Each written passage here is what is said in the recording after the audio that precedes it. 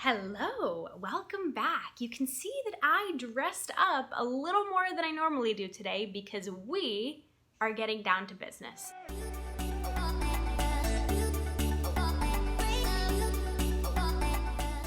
How to live a happier and healthier lifestyle based on your own standards. So, for the sake of today, grab your coziest spot on the couch, grab your favorite cup of coffee or maybe a glass of wine if it's late, and let's get started. First things first is mindfulness.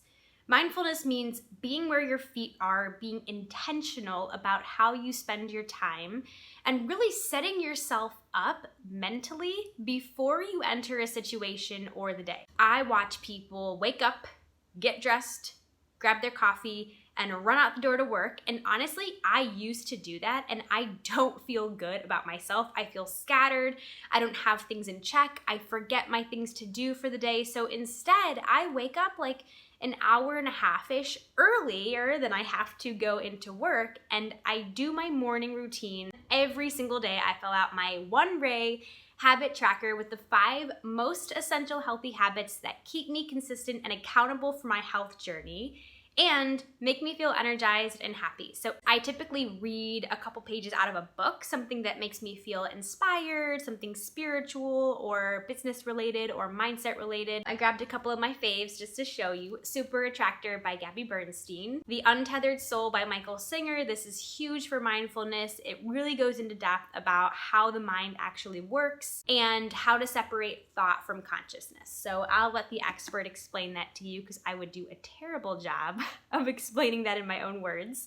And then as I always talk about, Atomic Habits by James Clear, one of my favorites, something that really gets down to the science of developing a habit and staying consistent and starting slow and all of the things. I like to dream and take time out of my day-to-day hustle and bustle to really picture and plan in my mind what my ideal lifestyle will look like. So mindfulness could be a ton of different things, but really just taking a step out of where you are, out of the daily to-dos, and being where your feet are.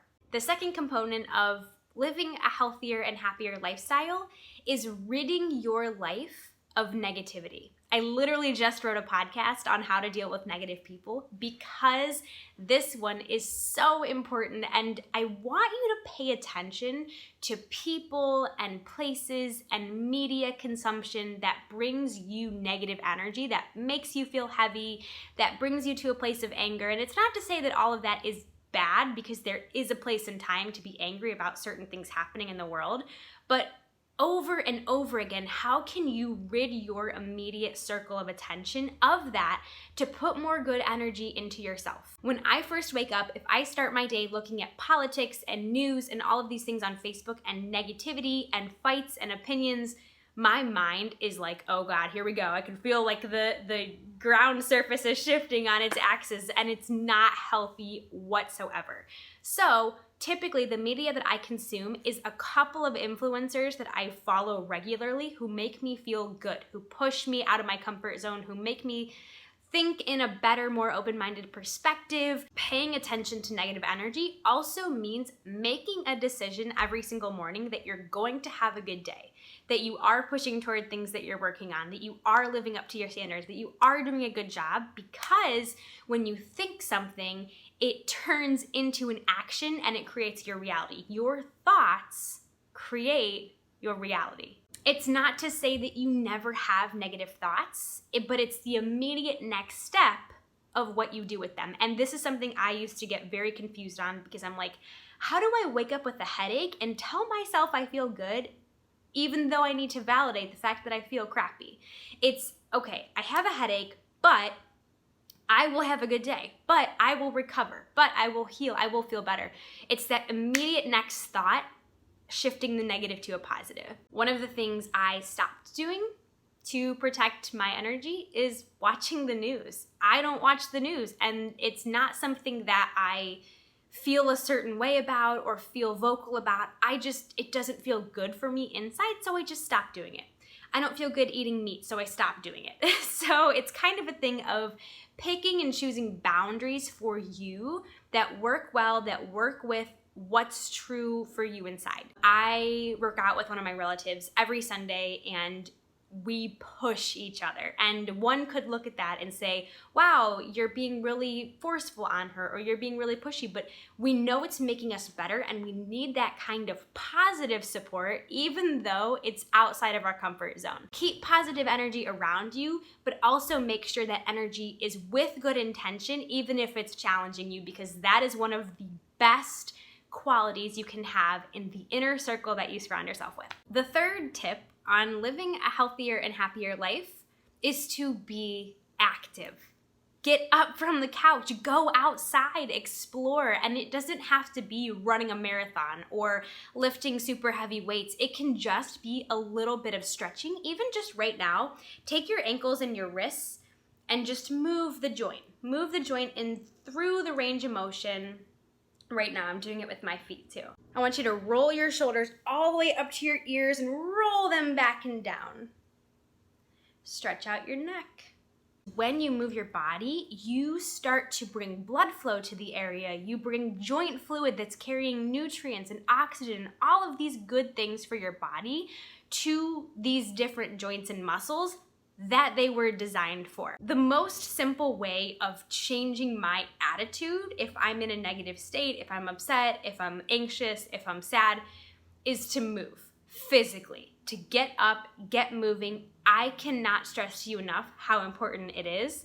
And just moving your body, even if it doesn't work the first 10 times you do it, give it another 10, give it another 20. It's something you notice when you stick to it, but it's something that's so necessary for you to do. When I run, mentally, I feel strong. It's kind of this battle between feeling calm and feeling strong at the same time. I feel very empowered. I feel proud of myself. I feel happy, like all of these good things that come from it. And it can just be a 10-minute walk. It can be something so small, whatever you're able to do. This is not rocket science, but eat wholesome food. For those of you who watch my videos consistently, you know how often I talk about this, but it always deserves a place because sometimes those negative thoughts in your mind, the negative relationships that you have, the stress you encounter, is coming from the foods you eat. Maybe not totally, because we all know there are contributing factors to it, but the food you eat is either healing you or harming you. If you really want to know how I got started eating healthy, is I filled my social media feeds. I thought, okay, where am I spending the most time? Well, on social media. Instagram had just started, and I would fill my feed with really pretty acai bowls and vegetable soup and really pretty fresh veggies from the garden, and all of that was so inspiring to me. I would actually crave it, and it would make me more likely to go to my kitchen and make something fresh and good. Also, when I eat them, I'm able to feel relaxed. I don't have high blood pressure. I don't have a blood sugar rush. I feel good and strong to communicate to you and to get up and go to the park and hike with my boyfriend, and I get a good night of sleep, and I feel good. I have no complaints when I'm eating healthy. We all want to live a life that we have the energy to show up for, that we spring out of bed in the morning, or maybe that's not you because it's cool, not everyone's a morning person, that we are going to work and feel fresh-headed and clear to talk to patients, to deal with coworkers, to lead meetings, to go on sales calls. Whatever it is, you want to be the best at it. I assume that's why you're here. You want to feel good in your skin. You want to look cute. You want to feel good. You want to have a Megan Thee Stallion attitude about life, like I'm gonna go out there and kill it. And in order to do that, you have to have the energy. Perfect example, right before I was about to film this, I did not get a lot of sleep this week, actually at all, and my friends and I were up super late last night.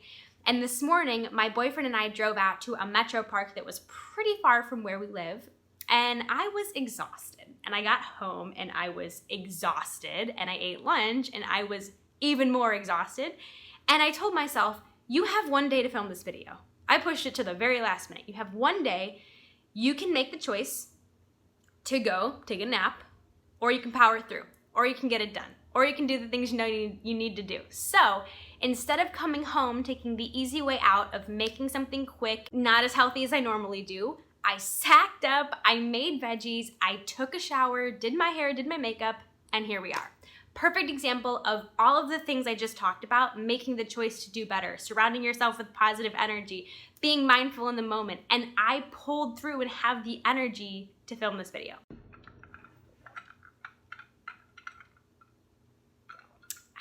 Tip number 5 of living a happier and healthier life is to pursue a passion.